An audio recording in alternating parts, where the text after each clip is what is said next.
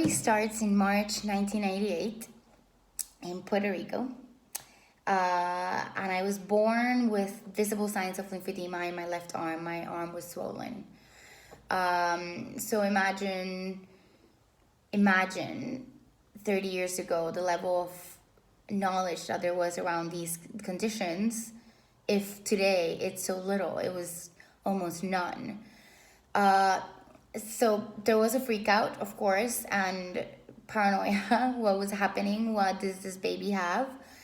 And from the pediatrician to the gynecologist, they threw theories left and right about the umbilical cord being tied in my arm, and that's why the blood flow was stopped, and that's why I had that swollen arm.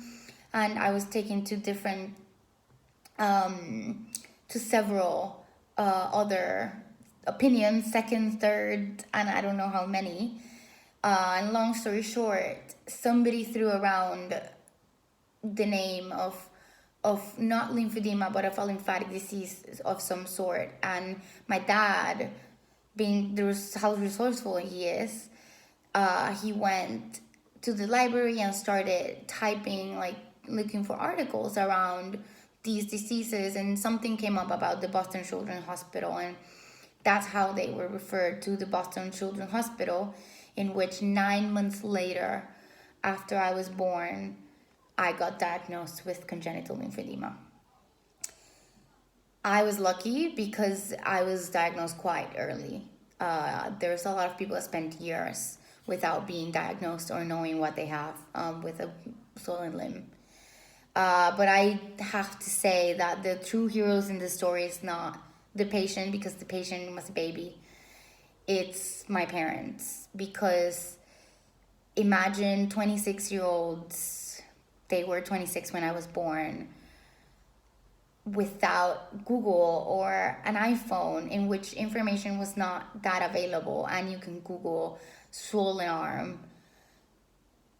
How could they moved the earth to find a solution for me? And I am thankful, and I have to thank my parents, because the status that I am in, and I am here talking about this in a very healthy state because of them. And so I was diagnosed. We knew what I had, and then I was referred to this hospital, a children's hospital in Delaware, which had seen several cases of children with lymphatic diseases and lymphedema, and they had some sorts of protocols in which they were treating children, not sure if adults as well, but children around lymphedema. And we go to Delaware, and I think I was around a year old, and they started the intensive maintenance and protocol that existed in that moment, or that was known in the United States for lymphedema, which was a bit of bandaging. I'm pretty sure I was not, they didn't do MLD on me, but they did bandage. I'll put a picture later. And maintenance, the diet regimen of low sodium, of course, because salt retains fluid, of exercise, and of compression. Mostly all the contacts around compression garments, the custom ones, and they gave us the prescription and the first compression garments then and there. And they also gave us this pneumatic compression machine that I used to use. That was my first form of decongestion that some of you might remember. I even went to this teenage trip when I was 15 to Europe, and many people knew me back then, and I carried that compression machine. It was horrible. It looked like a bomb. When I used to walk through the I used to take it when I was traveling. I used to walk through the airports. They were like, what is this piece of machinery? Are you gonna blow up the plane? But yeah, I used to wear it at night. I got like a glove, and I also in my right leg, and it would pump in 3 stages and pump the fluid out. So they gave us that prescription, and that was my first protocol. So then we started maintaining when I was since I was a year and a half old. And that continued for majority until I was 5.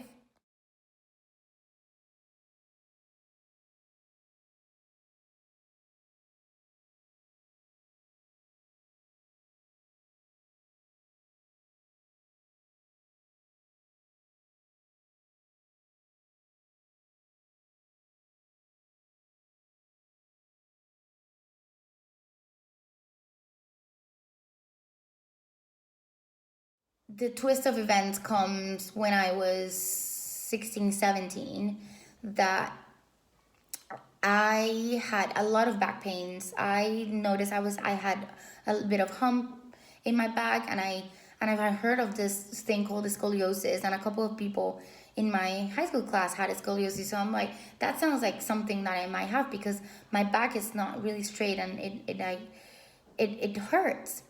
So I went and got a back X-ray to look at my back. From that moment, in that radiologist office, apparently the radiologist got to it quite quickly and calls me to the office and say, "Excuse me, son, I'm revising your X-ray, and I see that," and shows me the X-ray. I see that your whole left side is white, which usually means there's no, in this case, no lung or no organ, or like, or we have to do this again, or there was something wrong. And I think we did it again, and the same happened. And it's like, yeah, it looks like you have no lung. But I was breathing perfectly. So we freak out. I think a month later, we packed our bags and went back to Delaware to the hospital that originally had given us the protocol in 89. I mean, it had been a long time. It had been 15, 16 years since they didn't see me. The moment they saw me, they're like, "What are you doing here? You look so well." But until they redid the X-ray themselves, and that moment I would never forget, because they put the X-ray up and it was a whole white side on my left side. And for a teenager, I remember it was the beginning of my senior year, having my welcome dance, and I think it was my boyfriend's event of the school. It was heartbreaking. My life stopped. We needed to attend that right then and there, and I was hospitalized in that moment. So the diagnosis was pleural effusion. That means that there is fluid between a layer on top of the lung called the pleura and the lung, and the fluid accumulated there. From the questions before that I've answered, can lymphedema affect other organs? Yes, and that's why the answer is yes, because there are lymphatics around the lung or close to the lung. So it was immediately deduced that I had that fluid there because of lymphedema. Somehow that fluid was there. So, but the goal was, is the lung alive? Because by the lung being under the fluid, underwater, drowned basically, only like a fourth of my lung works, or even less. And they wanted to drain that to see if the lung expanded.